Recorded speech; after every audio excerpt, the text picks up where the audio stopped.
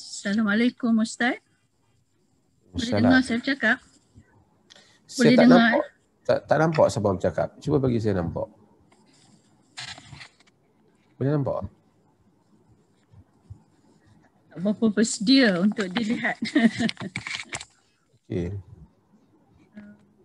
Saya sebenarnya ada, bukan soalan, isu baru ni ada diviralkan berita seorang kanak-kanak didera, tapi ini peringkat international lah, di Hong Kong untuk Korea ya. Kanak-kanak 18 bulan didera oleh ibu bapa angkatnya sehingga dia mati lah, meninggal. Jadi netizen, ahli-ahli yang dalam Facebook ni berdialog lah, merasakan perasaan bila dengar berita tu. Jadi di kalangan netizen di Malaysia banyaklah mempersoalkan tadi macam Ustaz sebut, macam Tuhan tak adil. Kenapa lahirkan dia untuk diazab? Dia hanya 18 bulan umurnya dan 8 bulan dia, 10 bulan dia abuse oleh mak bapa angkatnya. Dan ada yang mengatakan tentu dia masuk syurga tanpa hisap. Dan ada yang mengatakan dia bukan Islam sebab ini berita dari Korea dan memang bukan orang Islam. Kerana dia mengatakan anak itu masih berdosa. Jadi macam-macam pandangan, dan saya melihat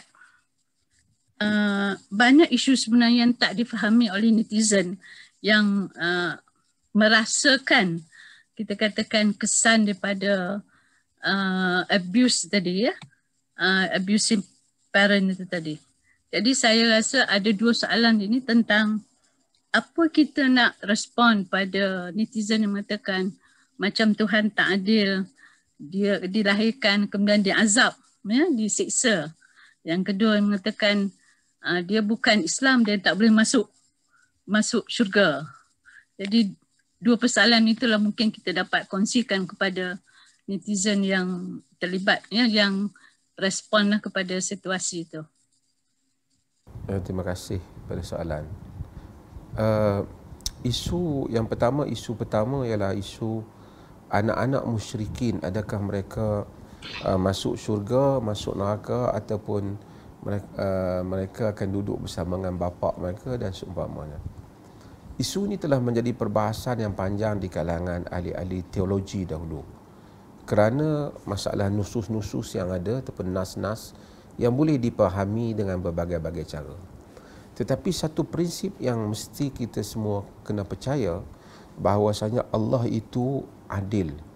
Adil itu merupakan sifat Allah Jalla wa'ala, dan dia tidak zalim. Dan tidak zalim itu telah dijadikan janji dia, wa mallahu bidhallamin lil abid. Allah tidak akan zalim kepada hamba-hambanya, kan? Dan dalam hadis yang diriwayatkan oleh Imam Muslim, Allah kata, inni haramtu zulm wa ja'altuhu bainakum muharrama. Aku telah mengharamkan kezaliman, yakni Allah sendiri tidak akan melakukan kezaliman, dan aku menjadikan dia di kalangan kamu adalah haram. Maka Allah tidak akan menzalim hamba-hambanya.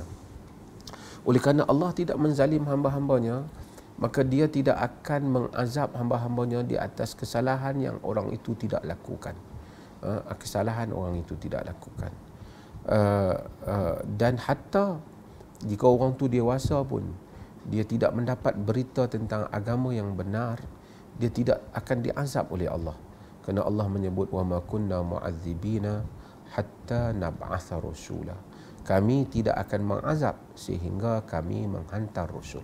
Ini adalah asas kepada perbincangan ini. Di kalangan ahli teologi dulu, mereka ada menyebut anak musyrikin itu diazab berdasarkan kepada Allah mengetahui hakikatnya.